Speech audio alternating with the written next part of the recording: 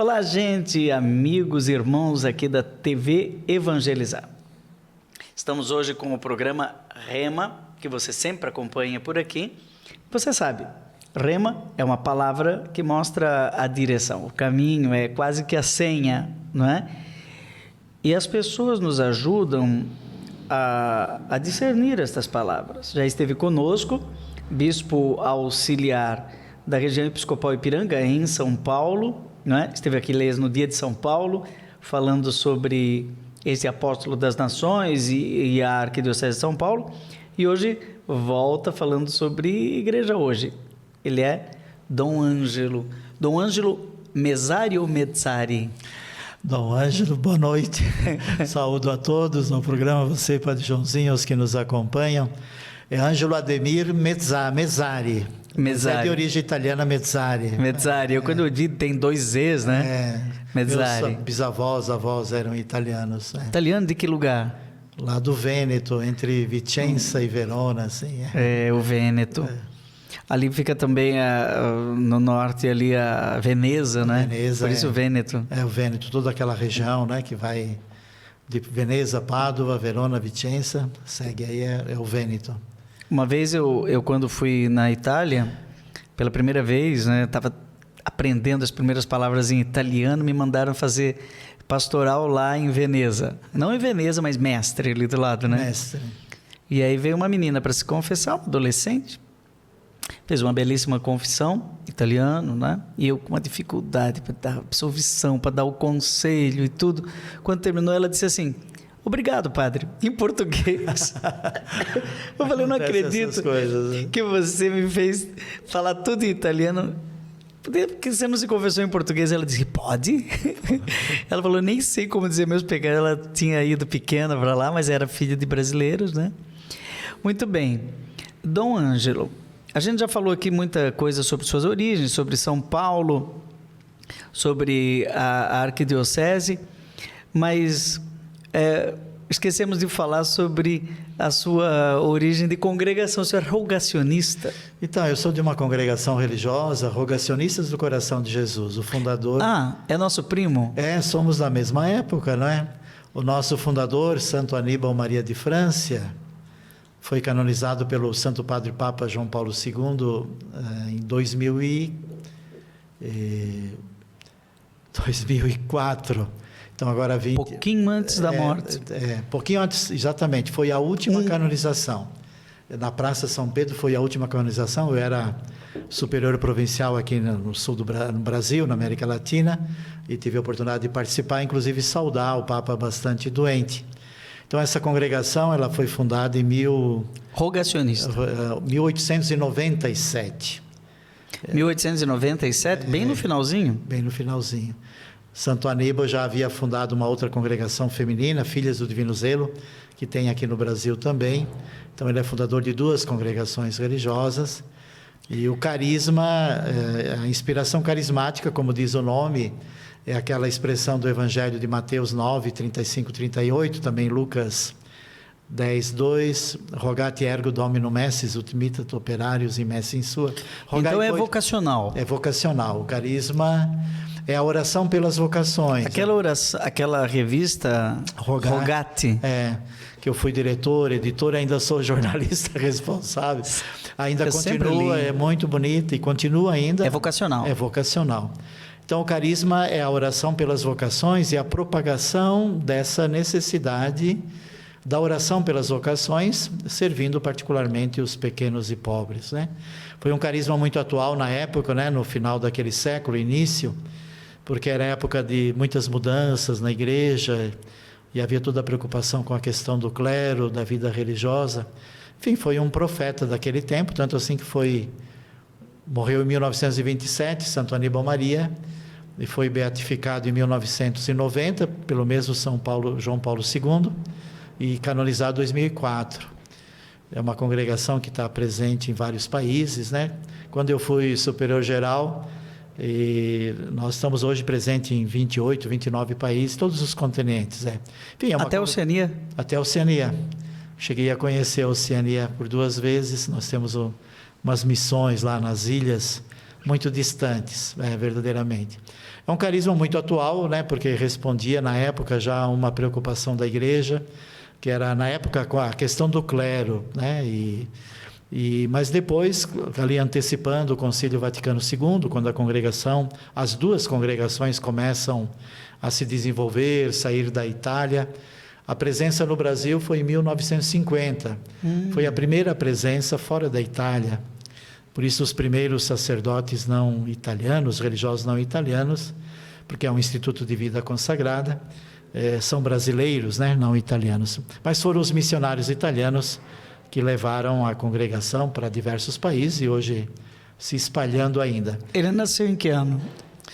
1851. E morreu em 1927. Ele foi contemporâneo, então, do nosso fundador, Padre Deon. Pelo que eu lembro, sim. Porque o Padre Deon nasceu em 1843 e faleceu em 1925. Mais ou menos são do mesmo período.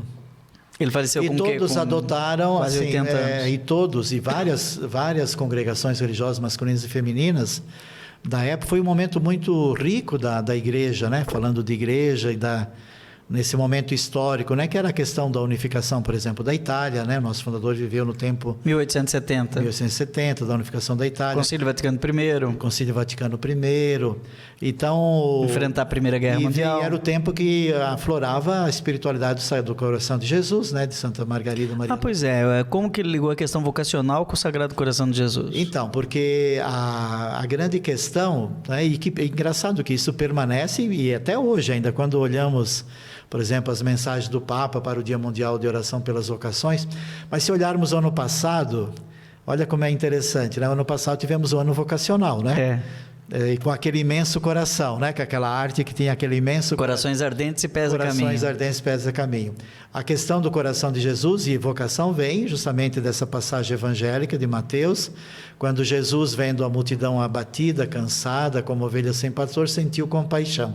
O coração sempre foi, né, na Sagrada Escritura e no magistério da igreja, o sinal da compaixão de Deus, da compaixão de Cristo, né, que tocava profundamente aquilo que era o mais profundo, a sua misericórdia pelo povo sofrido, pela falta de pastores.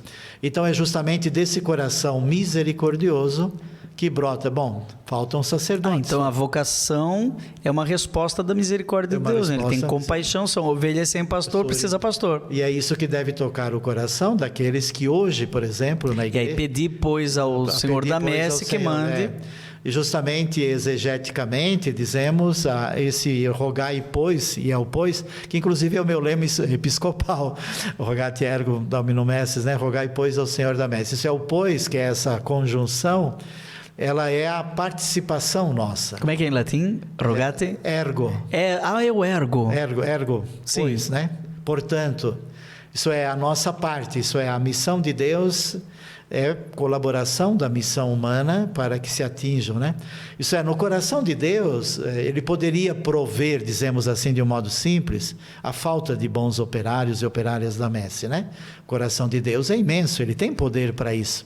Mas é justamente, como diz, rogai, pois, pedir, né? Isso é a participação nossa, a participação da igreja, tendo os mesmos sentimentos de Jesus, né, de compaixão, de misericórdia pelo povo abandonado, isso é, pelos que não conhecem a Deus, hoje dizemos, pelos que não são evangelizados e querem viver e fazer essa experiência na fé do amor de Deus. Por isso é preciso rezar. Então, a primeira dimensão que é tão realçada na igreja e hoje ainda é a oração, né? Tanto assim que o Santo Papa Paulo VI, no Vaticano II, 1964, instituiu o Dia Mundial de Oração pelas Vocações, baseada nessa página evangélica de Mateus 9, 35 e 38. Que já era, é interessante porque o Dia Mundial de Oração pelas Vocações, ele é instituído na igreja durante o Concílio Vaticano II. Quer dizer, a gente pode, né, alargar a compreensão que justamente tudo aquilo que o concílio trazia de novidade, né? E dessa visão também das vocações como povo de Deus, cristãos leigos e leigos, né? Vida consagrada, ministérios ordenados. Se é uma igreja presente no mundo, dependeria, né? Por isso o Dia Mundial de Oração pelas Vocações, desse novo ministério ordenado, de um novo clero, de uma nova vida consagrada, de cristãos leigos e leigos conscientes da sua vocação. Eis o Dia Mundial de Oração pelas Vocações. Interessante. O rogai, né? Eu tenho um pouco de problemas com o rogai, mas não eu, não é? Problema eu digo enquanto teólogo, para dar uma resposta, queria que o senhor me ajudasse. Porque na Ave Maria, todas as palavras estão... Eu não tinha nunca pensado nesse rogai, pois, ao Senhor da Messe, né? Agora já você está abrindo uma clareira na minha frente. Porque para um evangélico rezar a Ave Maria, porque tem muito evangélico que diz que não reza a Ave Maria, só reza o Pai Nosso, porque a Ave Maria é uma oração católica, não, oração evangélica, né? Da Bíblia. Da Bíblia. A Ave Maria é o anjo que falou, bendita sois vós entre as mulheres, é Isabel, então está tudo no Evangelho de Lucas, capítulo 1. Mas aí eles dizem, não, agora e na hora da nossa morte a gente não discute, porque se o avião estiver caindo, o padre, o pastor, o bispo, né, se reúnem todos e rezam um pelo outro, mas rogai por nós, pecadores, né? Essa questão da intercessão, alguns evangélicos têm dificuldade, porque dizem que Jesus é o único intercessor. Vocês devem se ver as voltas, porque carisma, né? Carisma exige tudo. Das razões do seu carisma. Como que como que o senhor apresentaria essa fundamentação teológica aí da intercessão? Por que um católico pode encher a boca e dizer rogai por nós? São vários aspectos. Olhando nesse aspecto, né, porque inclusive quando se trata, né, do ponto de vista da exegese e teologia dessa página, e há muitos estudos, né, Rogate Ergo, se fala, na verdade, de um mandamento de Cristo, né? Que é uma ordem. Né? Então não é apenas um direito, é um dever. É um dever, é um mandato. Né? Em italiano se diz um comandamento, né? Um mandato. Isso é rogai, pois, vocês devem... É imperativo. É imperativo, né? E se fala, inclusive, que ela está naquela relação das diversas mandatos de Jesus, e depois evangelizai, e de rogai, enfim, há tantas... Então, esse aspecto que é um mandato evangélico, que é um mandato de Jesus, né? Depois, um outro aspecto muito importante é que, assim, no aspecto vocacional, quando falamos vocação, chamado, resposta... Porque quando dizemos rogai, pois, ao Senhor da Messe, rezamos por nós também, né? Rogate ergo ao Senhor para que mande operários, trabalhadores. Então, mande a mim também, mande a nós. Isso diria, é uma intercessão, mas no sentido também que nós nos colocamos nesse projeto de Deus para sermos esses bons trabalhadores, né, da colheita. Né? O texto latim fala operários, né? Operários e operárias da messe. Então, o rogate, além de ser um mandato, é também, dizemos, um imperativo pessoal para responder aquilo que Cristo pede, né? Por isso, no caso da congregação rogacionista, do Santo Aníbal Maria de França, ele entendeu ali, está ali o carisma, justamente de sermos, né?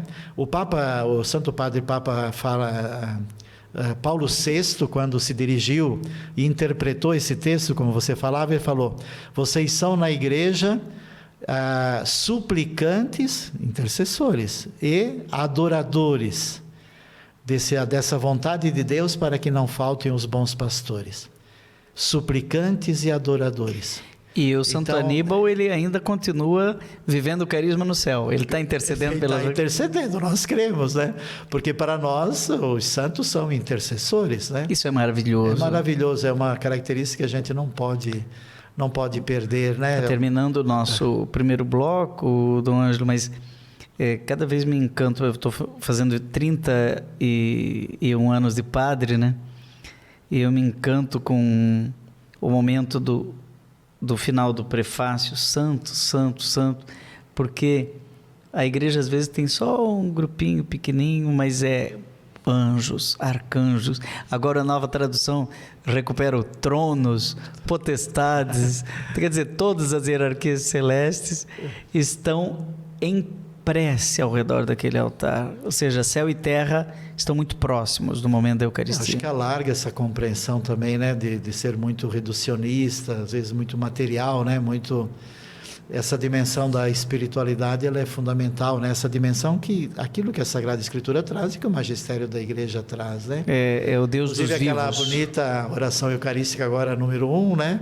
Nessa nova tradução, né? Na terceira edição típica, quando fala do momento da consagração, tomou em suas santas e veneráveis mãos. É belíssimo, né? Poético, assim. É verdade. Então, e ali está todo o segredo. Mas a Igreja, e desde então, do Evangelho, depois, a gente sabe que na história da Igreja, no magistério, depois ficou um pouco ausente, dizemos assim, em nível de reflexão, essa questão vocacional, né, desse texto. Porque, por exemplo, Santo Aníbal Maria escreveu muito, né, tem muitos escritos, são volumes e volumes, né? Ele tinha uma boa formação, vinha de uma boa família, mas também teve a oportunidade de estudar e tal, mesmo no sofrimento da morte do pai. Ele era um poeta, escrevia muitas poesias, escrevia muito na época que era difícil, né? E produzia também subsídios para a oração pelas vocações. E a grande pergunta dele é assim: mas se reza por tantas coisas, né? Se reza para que chova, se reza pelo tempo, se reza pela pessoa doente, por que não se reza para que não faltem vocações na igreja, né? Então é preciso rezar. O dom da oração. Agora, é muito interessante, Dom Ângelo lembra que rezar uns pelos outros não é apenas um direito que nós temos de rezar, é uma obrigação, não é? É um imperativo. Pedi, pois, ao Senhor da Messe. Somos intercessores, como que por um mandamento, é decorrência do amor. Nós vamos fazer um brevíssimo intervalo e o programa Rema volta num instante para continuar essa deliciosa conversa com Dom Ângelo Mezzari, bispo auxiliar da Arquidiocese de São Paulo.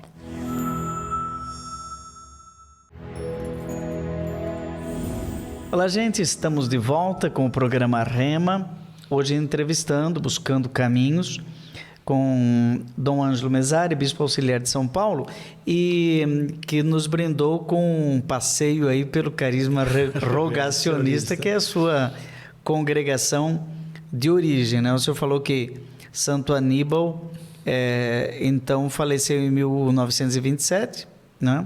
Tão pertinho do Padre Deon, nosso fundador rogacionistas do Sagrado Coração de Jesus, né?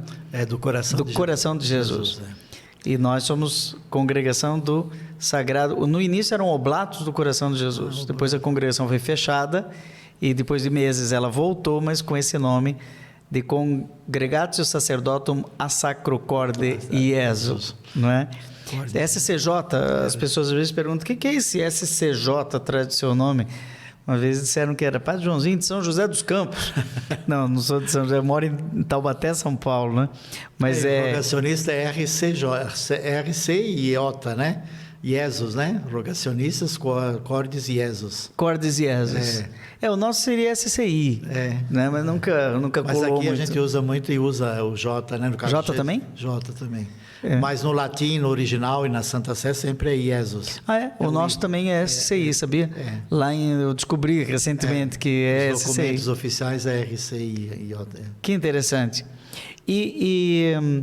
Quando que o senhor teve a notícia, né? Então era superior geral, provincial, depois superior geral, aí a pessoa pensou assim, encerrou, agora vou voltar para aquela paróquia, vou ficar rogando ao Senhor da Messe para ter vocações.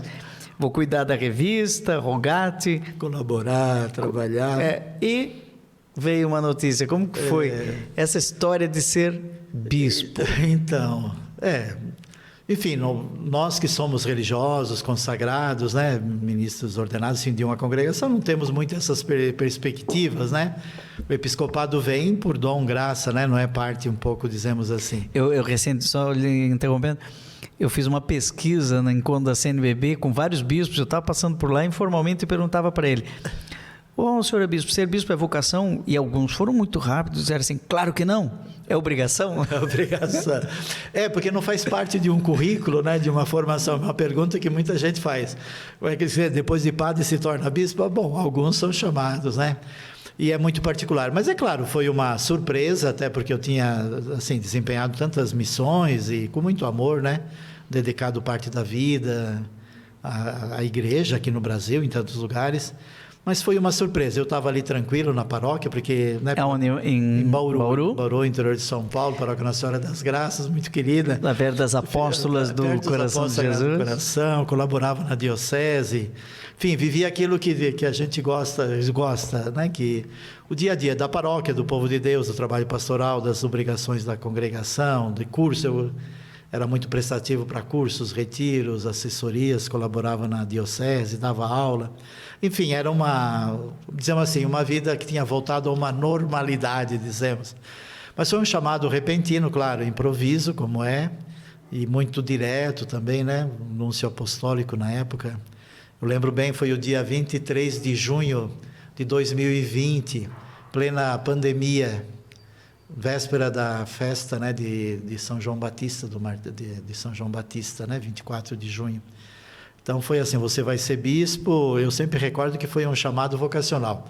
O Santo Padre Papa te escolheu para ser bispo auxiliar em São Paulo e ele espera que você aceite. Foi em que ano isso? Junho de 2020.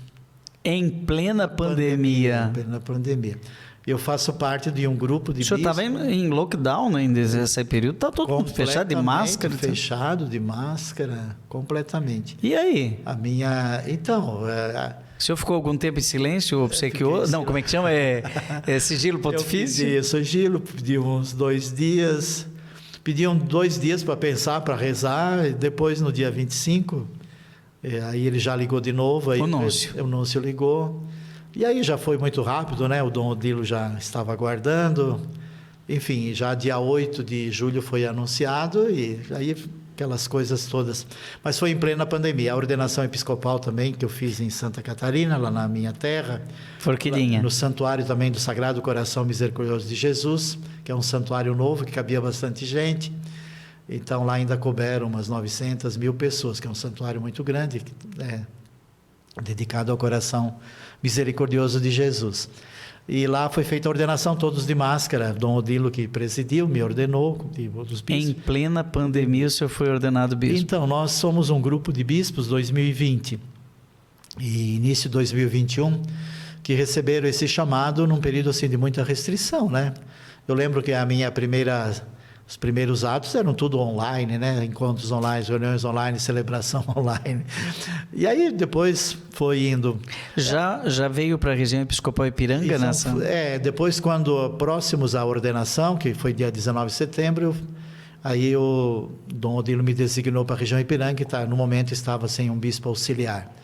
Fui bem Tinha sido antes do senhor Dom José Roberto Palau. Que tinha saído em janeiro. Meu colega de turma. Estudamos os 4 anos de teologia juntos. Muito bom. Eu deoniano e ele O senhor conhece o Padre Marcial Massaneiro? Conheço também, sim. Nós éramos os 3 que concorríamos nas notas. Não tinha nenhuma concorrência assim, né? Mas sempre aparecia lá a estatística. E era sempre... eu era o terceiro, o Marcial era o segundo e ele era o primeiro. Deixou uma história bonita aqui em Limeira agora, né? Mas foi, assim, um período também de se inserir nesse projeto da Arquidiocese. É uma experiência bonita, nova, claro, né? O Ministério Episcopal é específico, ele tem as suas... a gente entra, né? No caso, como diz o direito canônico, no caso de um religioso, como eu, então não tem mais direitos nem deveres com seu instituto religioso, mantém a sua identidade carismática e espiritualidade. Então, o bispo, a gente sabe, começa a fazer parte do colégio episcopal. Isso é uma dúvida que eu tenho. Me desculpe, assim, a pergunta, vocês dão licença porque eu vou... Não tem mais obrigação com o seu instituto religioso em relação à vida comunitária, porque naturalmente vai ter uma outra forma de convivência comunitária. Mas entra naquelas de direitos e deveres que todo religioso tem, né? Por exemplo, de votar, de ser eleito, de assumir responsabilidades. Mas em relação aos votos? Não, os votos é eterno, né? Os votos são permanentes, né? Porque eu já perguntei para alguns bispos, assim, muito amigos meus, né, de congregação, falei, como é que fica seu voto de pobreza agora? Ele falou, continua. Continua, né? continua. Você não é mais deoniano, sou deoniano no carisma, só não estou vivendo na comunidade. Mantém aí, aquilo que diz, mantém a identidade carismática e espiritual, né? Tanto assim que é dado ao bispo que é religioso o direito de, quando se tornar emérito, de voltar, de viver como vocês deonianos. Vários voltam. Que voltam para fazer a vida comunitária fraterna do mesmo modo. Dom Murilo. Dom Murilo hoje, que era bispo primaz de Salvador, né? Dom Murilo foi de Florianópolis, enfim, Maringá. Ele está em Corupá, o nosso provincialado da província lá do Sul. Ele prega retiros, está com muita saúde ainda, graças a Deus. Mas nós tivemos um caso interessante do Ângelo, que foi superior geral, acho que quase contemporâneo do senhor. Dom Virgínio Bressanelli. Sim. Conheceu? Sim. Uma simpatia. Ele é argentino. E quando ele deixou de ser superior geral por 2 mandatos, portanto 12 anos, ele ficou bispo na Argentina e aí ficou emérito e procurou o provincial, dizendo que ele queria voltar para a congregação. E aí o superior provincial diz, não, tudo bem, então onde o senhor quer morar, qual casa? Não, eu quero trabalhar numa paróquia. Aí o provincial ficou atrapalhado, disse, mas como? O senhor é bispo, o senhor não pode ser pároco. Ele falou, não, eu quero ser vigário paroquial. E ele é vigário paroquial. Então, hoje a Santa Sé tem autorizado, até tem muitos de congregações que acabam assumindo algumas funções, né? Mas, assim, aquilo que prevê o direito É porque depois, assim, depende muito da diocese que está, do tempo que tem, da congregação, se tem na região... Mas é muito tranquilo isso, eu vejo. Dom Nelson voltou, senhor, lembra que ele foi para Santa Catarina cuidar de uma diocese, que o bispo teve um problema de saúde? Exato. Ele era emérito, foi lá cuidar da diocese, depois voltou a ser emérito. Voltou a ser emérito. Falei, mas o senhor tem muita saúde. A emeritude vai... No Brasil são 130, acho mais, bispos eméritos, né? Porque alguns com muita saúde. Muita saúde e ajudam muito nas dioceses. Veja o exemplo, desculpa a indiscrição, do Dom Orlando, né? Que já estava arrumando as malinhas, o Papa... Então, pois cursos, retiros, aulas, mas sobretudo trabalho pastoral. Enfim, a missão é a mesma em todos os lugares e a gente tem que se colocar sempre à disposição. E para mim, claro, é tudo uma novidade, porque a gente deixa uma comunidade de vida fraterna, deixa aquele convívio também de tantos anos, mas assume uma nova família, né? Agora, a Arquidiocese de São Paulo é um pouco atípica, né? Porque Dom Odilo é o arcebispo, e aí tem quantos bispos auxiliares? Então, no momento, são 7 bispos auxiliares. É praticamente uma comunidade religiosa. Então, a gente faz muito essa fraternidade, são 6 regiões episcopais, mais um vicariato da educação e cultura, e universidades. Quem é o responsável? É o Dom Carlos Lema, né? Garcia. Porque tem a PUC, tem coisa... E toda a questão da educação católica, é um vicariato específico muito... E cada bispo também mora na sua região episcopal, tem a sua cúria, tem ali o clero, ele é subdividido. Enfim, mantém um pouco aquela estrutura já da época de Dom Paulo Evaristo Arnes, né? Para favorecer o pastoreio e a presença do bispo auxiliar. Hoje a Arquidiocese de São Paulo praticamente é a única das grandes arquidioceses que os bispos moram todos nas regiões episcopais e ali tem, né, uma atividade, tem cúria, tem grupos, tem comissão, tem administração. Isso favorece aquela ideia, sobretudo na grande metrópole, né, onde a igreja está, que o bispo esteja mais próximo também. Depois, semanal, quinzenal, as reuniões, os encontros, as celebrações. Então, a nossa família religiosa, e é muito bonito, isso é uma experiência que eu não conhecia, claro, conhecendo agora, né, sobretudo com o nosso arcebispo Dom Odilo, que favorece bastante isso. A gente vive uma fraternidade muito bonita entre nós, né? Porque eu sei que o Dom Odilo, ele já esteve aqui sentado nessa cadeira, e nós somos muito amigos, eu sei que ele tem uma formação de reitor de seminário, né? De valorizar a vida comunitária mesmo. A vida comum, as orações, Inclusive na CNBB, quando ele era secretário-geral, eu lembro da importância de formar a comunidade. né? Mesmo que sejam assessores, né? Para não perder. Mas hoje, quando se fala, né, hoje aqui no âmbito vocacional, por exemplo, da fraternidade presbiteral, né, que é uma luta no clero das dioceses, também faz parte da formação permanente, mas é um desafio. E como ali onde a gente está na Comissão dos Ministérios Ordenados de Vida Consagrada, da pastoral presbiteral e da fraternidade presbiteral, porque a gente forma um presbitério, né? E essa não é só uma ideia, um projeto, mas é uma mística, né, presbiteral. Então, como tem também essa espiritualidade mística episcopal, que nós somos irmãos e irmãs, né? Somos irmãos. Então, essa experiência aqui na Arquidiocese, onde temos um grupo, mas nos regionais, onde os bispos estão mais longe, né, moram nas dioceses, o Brasil é um país imenso, os bispos estão muito distantes uns dos outros. Então, são nos momentos das assembleias, dos encontros, das visitas, que vivem aquela fraternidade entre eles. Até porque o Colégio Episcopal pede também essa fraternidade, né, essa dimensão, dizemos, espiritual profunda do próprio episcopal. Isso aparece muito, né, na Assembleia Geral da Alguns dizem que o bispo é um padre sem povo, né? Que não tem paróquia, então ele de vez em quando vai lá e pede emprestado, hoje seu povo é meu, vou fazer aquela missa de crisma, depois eu te devolvo, faço visita pastoral, te devolvo. Existe algum elemento da solidão episcopal? Como que é isso? Depende do ponto de vista. Eu não tenho tido essa experiência. São Paulo tem essa característica, a gente está muito próximo, o clero, o povo de Deus. É claro, o bispo, pela sua identidade, a própria natureza, enfim, ele é o pastor e, ao mesmo tempo, ele tem as suas missões. Mas não vejo assim, eu vejo assim, uma experiência muito bonita, que a gente está junto, caminha, está presente. É claro, cada realidade é uma realidade, mas é uma experiência muito bonita essa da... Mas a palavra episcopo é sentinela, vigia. Sentinela, vigia, presença, né? Quando falava do presbítero mais velho, aquele que está ali, né? E é uma referência. É importante que tenha um vigilante na comunidade? Como que é isso? Porque, às vezes, bom, eu acho bonito, porque aqui, por exemplo, no Instituto, onde nós estamos, temos o vigia, aquele que cuida do portão. Como é que é isso de supervisionar?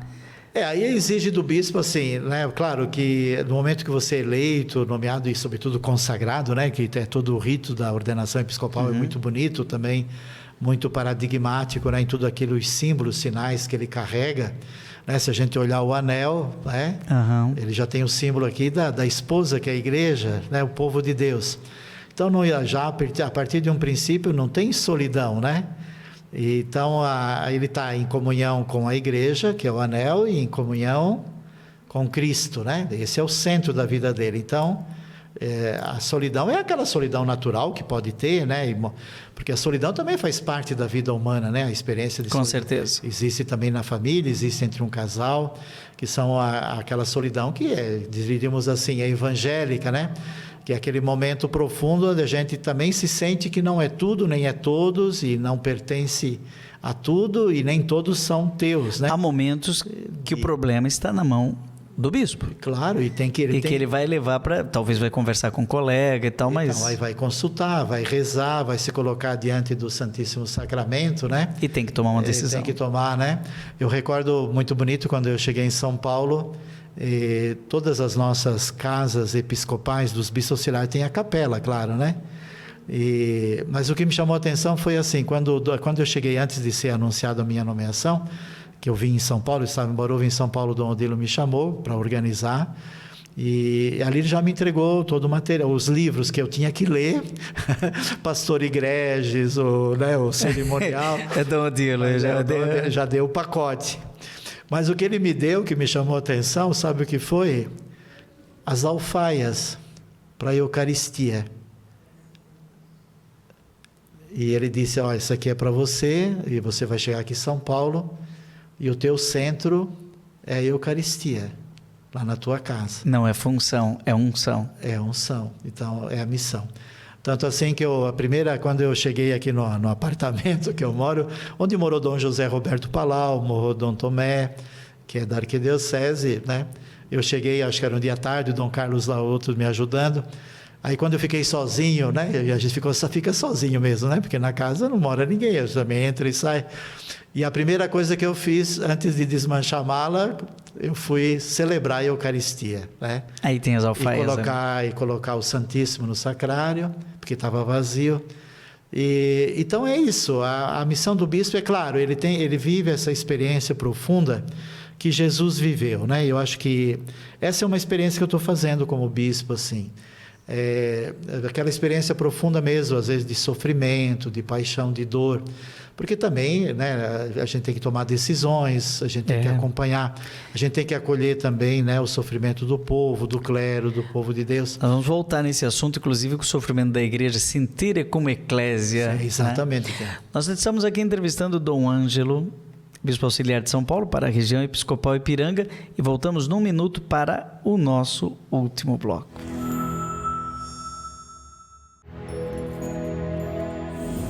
Voltamos com o programa Rema, hoje entrevistando uma conversa deliciosa e sincera com Dom Ângelo Mezzari, bispo auxiliar da região Ipiranga. O senhor estava falando dessa questão de sentir com as dores da igreja, não é?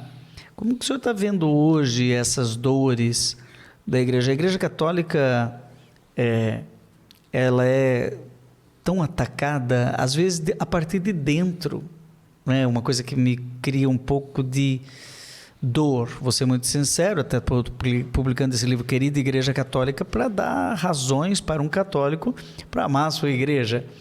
Mas eu vejo hoje tantos ataques, às vezes, até na Arquidiocese de São Paulo mesmo, aquele que ataca, porque CNBB, porque a campanha da fraternidade. Como é que o senhor, como bispo, que em 2020 assume durante uma pandemia, não é? Vê hoje as dores da própria Igreja Católica? Na experiência episcopal agora, na verdade, eu estou sentindo mais profundamente esse sentir com a Eclésia, né? Porque na função é sempre bom lembrar, né, que os bispos são sucessores dos apóstolos, né? Então isso a gente, dizemos assim, nós vamos assimilando essa identidade, mas também todas as consequências dessa identidade, né?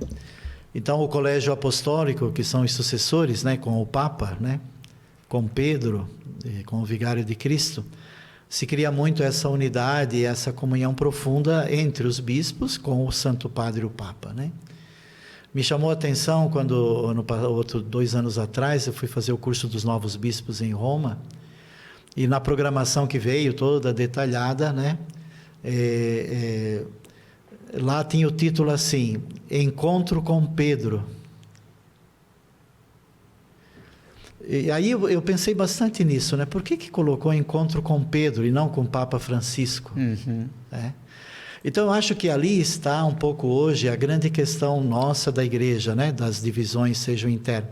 Em relação à realidade cultural, social, é compreensível, né? A igreja, ela vai ser profeta e terá que ser em todos os tempos e lugares, e a questão cultural, social, as mudanças também, né, geopolíticas, colocam a igreja sempre no bolo, né, no meio, e ela continua sendo firme, anunciando Jesus Cristo e o Evangelho, né, e conduzidas pelo Santo Padre o Papa, e vai enfrentando.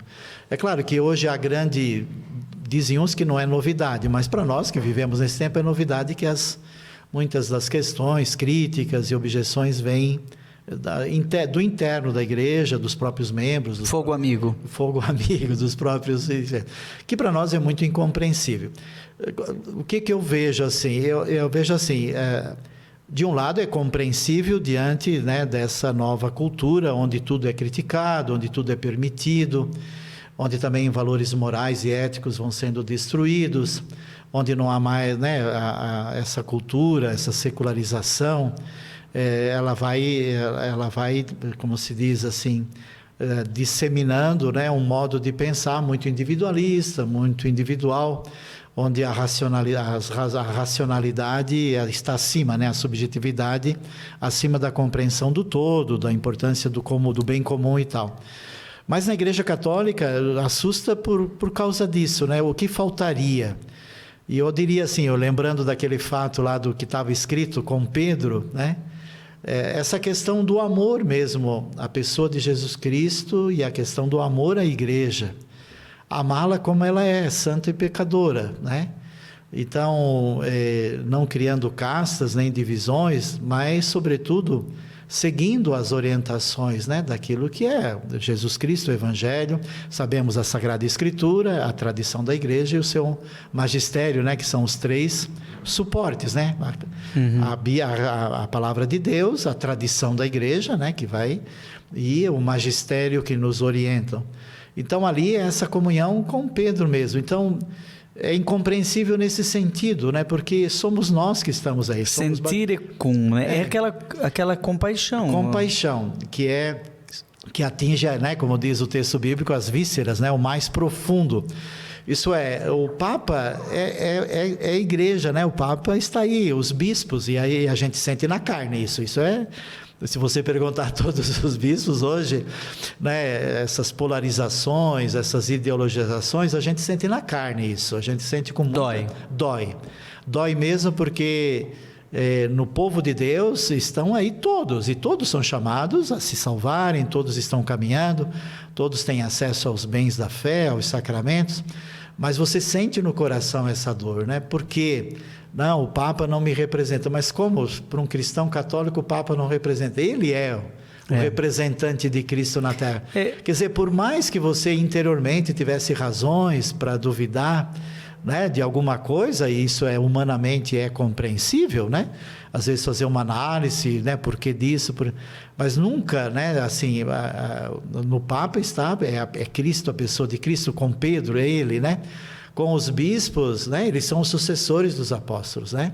Eles não estão aí porque quiseram ser, eles foram escolhidos, foram chamados, é o mesmo chamado. Onde está o bispo, está a igreja. Eu sou filho de uma mãe jovem. Minha mãe me teve aos 20 anos. Então, praticamente hoje, ela aos 80 e eu chegando nos 60, não é? Somos 2 idosos brigões, não é? E de vez em quando temos arranca-rabos, diferenças mesmo, né? Mas jamais eu falaria isso para o meu 1 milhão de seguidores, claro, na internet, não é? Porque com minhas irmãs, com minha mãe e tal, podemos ter todas as diferenças e brigar um monte dentro de casa. Mas quem vê nas redes sociais, o Padre Joãozinho ama, só tem elogios à sua mãe. Claro, é minha mãe, né? É minha mãe. E a igreja é mãe. Mas para alguns, sabe que nesse livro Querida Igreja Católica, eu coloquei uma frase um pouco dura, dizendo assim, que olhando a crítica de alguns filhos da Igreja Católica, a própria Igreja Católica, até a gente tem a impressão de que eles não se sentem filhos. É como se a igreja fosse para eles uma madrasta.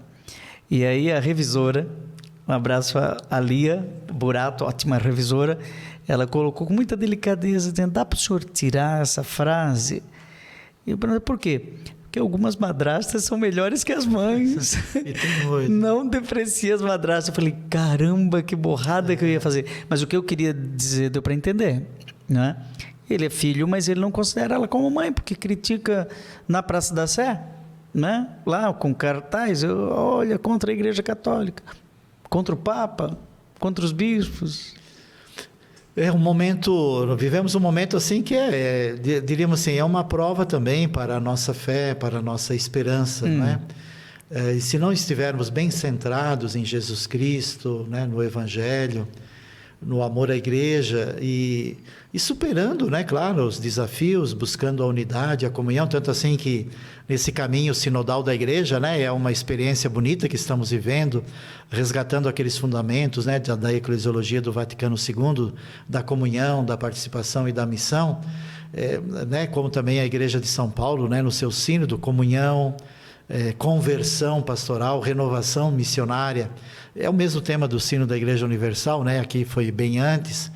Isso é ali que está assim, a nossa serenidade e a nossa paz. O que me preocupa, Padre Joãozinho, é assim, nós estamos perdendo aquela que é a paz, né? aquela famosa paz que o Padre Zezinho... Paz inquieta. A paz inquieta. É uma paz, mas assim, que a gente pode vivê-la, né? Na unidade, na comunhão, amando a todos, como Jesus Cristo amou, como a igreja ama. E se nós olharmos a igreja, a presença de tantos cristãos sofrendo hoje, né? Dando testemunho da fé, tantos pais, mães, catequistas, padres, sacerdotes, muitos morrendo pela fé, morrendo por Cristo, e nós perdendo tempo em brigas, né? Em brigas assim secundárias, que não tem nenhum sentido, e fugindo do essencial. O que eu vejo assim, quanto mais a gente avança na divisão, nessas coisas, nós nos afastamos do essencial, né? E o essencial é aquilo que Jesus Cristo quis, uma igreja, uma comunidade que anunciasse e testemunhasse, né, e salvasse a humanidade. Então nós temos que nos centrar naquilo que é essencial, né? Se as opiniões, né? Então vivemos na época ecumenismo entre católicos. Ecumenismo entre católicos, poderíamos dizer assim, né? Então estamos muito na linha estamos muito na linha da opinião, né? E a opinião é muito opinião, né? Mas eu acho, Dom Ângelo, e ali eu acho que um outro aspecto que eu não podia perder, assim, os valores que nós afirmamos, defendemos e testemunhamos, né? E são valores essenciais para a vida da humanidade. E valeria aqui a pena a gente reler lá os Atos dos Apóstolos, né? Aquilo que os pagãos e outros diziam, vejam como eles se amam, né? E hoje nós estamos com essa sensação que, olhando para nós, Igreja Católica, parece que eles não se amam. Mas eu acho que estamos numa nova fase. Teve em 1054 o cisma do Oriente, depois, lá pelos anos de 1500, pouquinho antes de 1500, o cisma do Ocidente criou as igrejas protestantes, e hoje existe um cisma virtual. Né? Tem aqueles que não fundam mais uma igreja, eles continuam dentro da Igreja Católica, mas criam um canal no YouTube. Né? E ali ele tem seus seguidores. São igrejas paralelas, mensagens paralelas, anúncios paralelos, é o que a gente mais recebe, né? Como bispo e os sacerdotes consultam, mas isso é verdade, isso não é verdade? Então, com essa era também da comunicação, a era digital, as mídias, né? O avanço das mídias. É um novo mundo. É um novo mundo que nós temos que estar presente, temos que evangelizar e levar a nossa mensagem. Mas é preciso ter esperança, eu acho que também para nós e para esses, né, que duvidam do Papa, duvidam da Igreja, é preciso também se converter. Né? Por isso que eu escrevi Querida Igreja Católica, que é para mostrar quantas razões, quantos motivos nós temos para ser feliz por ser católico. Não é? E que a Igreja Católica não é mais uma entre outras, ela é a Igreja. Não é? A igreja fundada por Jesus Cristo, a Igreja de Cristo subsiste na Igreja Católica, se não dá para rasgar o Concílio Vaticano II. E não vai rasgar a Sagrada Escritura. Exatamente, tu és Pedro e sobre esta pedra... Mas é tão bonita a nossa igreja, se você olha, né, todo bem, a vida, as comunidades, o povo de Deus, né? E a gente deveria fazer um bom exame de consciência, né, também. Depois, o que me assusta é essa agressividade, né? Agressividade verbal, virtual, né? E quando se tem muita agressividade, quando não se tem aquela serenidade de abordar as questões que podem ser abordadas, evidente, ali já perdem as razões de ser. Mas quem ficou, Paulo ou Apolo? Né? Ninguém sabe o que Apolo disse. Né? Mas ele fazia mais sucesso que Paulo, porque tinha retórica, tinha internet da época, ele era o youtuber, né, da época. E Paulo, um coitadinho lá, baixinho, careca. Né? E depois quem ficou? Né? Mas hoje temos tantas testemunhas nesse mundo, né? E quantos mártires? Mártires. E a experiência de bispo que é muito bonita, porque como você tem um contato com um leque, né, de paróquias, de comunidades nessas periferias, estou falando aqui de São Paulo, da região Ipiranga que eu acompanho, a gente só tem assim que agradecer a Deus a fé que o povo tem, a fidelidade que mantém, a perseverança, né, na vida. Há muita santidade, né? Muita santidade, e olhando também né, os sofrimentos, as dores, né? E eu não me iludo muito não, assim, a gente tem a serenidade de dizer que a igreja continua firme, forte, necessária, e ela é uma referência, né?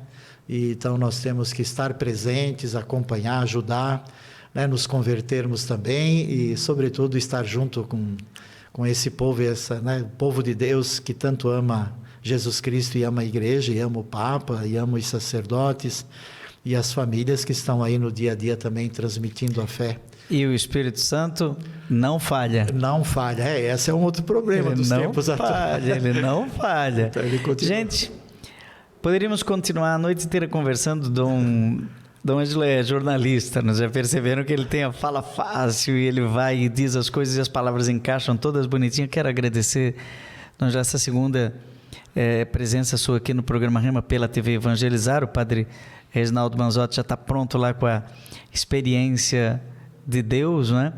E espero que tenhamos outra oportunidade também. Eu vou lhe presentear com o livro Querida Igreja Católica quando sair, e vou receber com carinho aí as suas observações, críticas e sugestões, porque eu já estou achando que tem pouca razão, 40 é muito pouco, tem que uma segunda edição revista e ampliada. Gente, Padre Reginaldo, agora é com você aí, com a experiência de Deus. A gente volta na semana que vem com mais programa Rema, uma palavra que pode mudar a sua vida.